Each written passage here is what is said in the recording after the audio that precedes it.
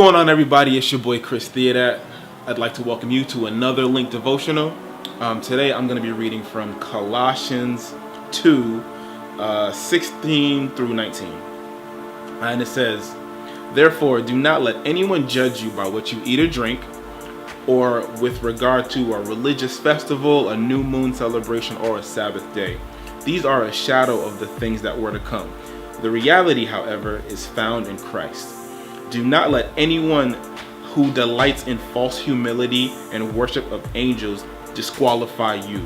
Such a person also goes into a great deal about what they have seen. They are puffed up with idle notions by their spiritual mind. They have lost connection with the head, from whom the whole body, supported and held together by its ligaments and sinews, grows as God causes it to grow."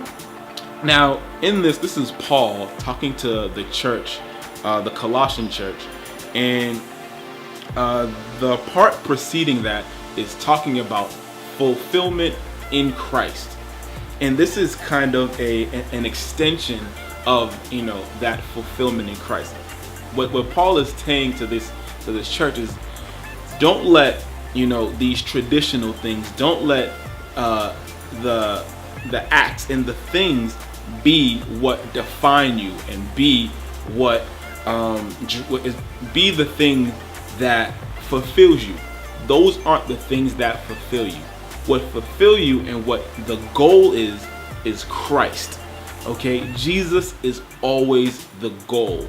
There are methods to the goal. We want to make sure we're not putting the method above the goal, and that is what Paul is telling to the church at Colossae. He's saying, listen, all right, these things don't define you, all right, and don't let people who live by these things and have this puffed up sense of this puffed up sense of being and this false humility trick you into believing that the tradition and the action are the thing that pleases God.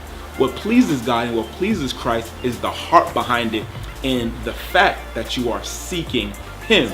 So what I want to challenge you to do is really take the time, right, and scan some of the things that you're doing, and scan some of the things that you do to worship God. Are you doing it out of a sense of, I have to do this because this is how they told me I was supposed to reach God? Or are you doing it out of the heart of, Lord, I just want you?